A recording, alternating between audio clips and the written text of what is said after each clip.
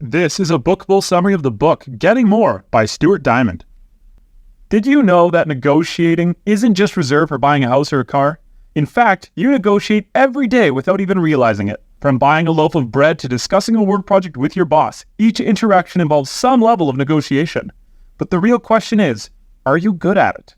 If you're not, don't worry. I've got some tips that can help you become an expert negotiator in no time. By following a few simple steps, you can learn how to get what you want in any situation. So, are you ready to become a negotiation pro? Let's get started. Understanding the forms of negotiation. Whether you're buying a trinket at a flea market or selling a multi-million-dollar company, negotiation is part of everyday life. But do you know the different forms of negotiation? Let's break it down. First, there's forcing someone to do something. But this is not an effective strategy as it requires power and can be counterproductive. Second, there's getting someone to believe what you want them to believe, which is better than using power, but can be tricky if you have an emotional attachment to the person. Third, there's getting someone to see things the way you want them to see them. And finally, there's persuading someone to feel what you want them to feel. So, why is negotiation important?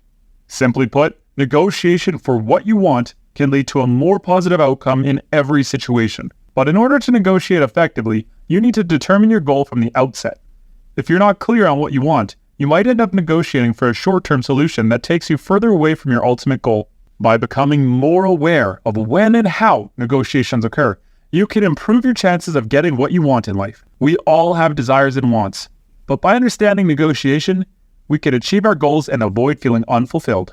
Building a relationship with your negotiating partner is key. Negotiating is all about convincing someone to see things your way, but to do that successfully, you first need to build a connection with your partner. The best way to start is by valuing them and showing appreciation for their time. Even a simple thank you can go a long way in establishing trust. However, building a relationship can be challenging, especially if you and your partner don't get along. In such cases, consider bringing in a third party to help facilitate the negotiation process. Remember that building a connection is not a one-size-fits-all approach. What works for one person might not work for another, so it's important to understand your partner's preferences and tailor your approach accordingly. Additionally, avoid making assumptions based on stereotypes or cultural backgrounds. Everyone is an individual with unique preferences and perspectives, so take the time to get to know your partner as an individual. Above all, always be nice and respectful, even if the negotiation becomes challenging.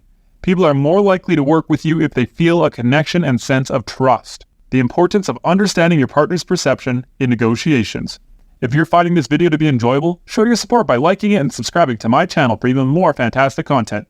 Your encouragement means everything to me and drives me to keep creating videos for you. Negotiating with someone requires more than just stating your demands and hoping they'll agree. It's crucial to understand your partner's perception and put yourself in their shoes to find common ground. After all, each person has their own unique preferences and differences that can affect a negotiation. One of the biggest mistakes we make is assuming that everyone sees the world in the same way we do. However, this is far from the truth. For instance, the question of whether a glass is half full or half empty is subjective and depends on the person's perception. To ensure effective communication, it's important to ask questions and try to understand your partner's perception.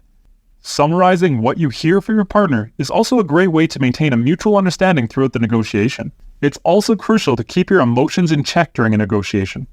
Losing your cool or getting angry will only work against you. Instead, try to ask questions and understand why your partner is upset. Lastly, pay attention to subtle signals that your partner may be sending. For example, if someone says they can't help you right now, it's likely a brush off. Rather than losing your cool, try to ask if they know anyone else who can help you, or if there's a better time to discuss the matter. In conclusion, don't assume that your perception is always correct. Take the time to understand, find common ground, and focus on closing the gaps in perception to reach a successful negotiation. Negotiating using the other person's standards. If your negotiating partner is unresponsive to your arguments, leverage their own standards to strengthen your position. For instance, in a luxury hotel with a dirty bathroom, remind the staff of the hotel's reputation for high-end accommodation and hygiene. However, if this approach doesn't work, you can use shame by pointing out how their actions compromise their own standards. To avoid being confrontational, take small steps towards your goal by asking questions about their policies before tactfully addressing the issue at hand. In summary, negotiating using the other person's standards can be an effective way to reach your goal. Remember to take small steps, lead the person to the conclusion gradually, and use shame only as a last resort. Using value-based exchange in negotiations. Negotiations can be tough, But knowing what your partner values can help you gain an edge. Understanding that different people assign different values to the same things can help you set up a successful exchange. In the past, people used the barter system to trade goods and services. While the introduction of money simplified this process, people still assign value to things beyond their actual price. For example, at an art auction, two people might be willing to pay very different prices for the same painting based on their individual perceptions and values. You can use this knowledge to your advantage during negotiations by finding out what the other person values.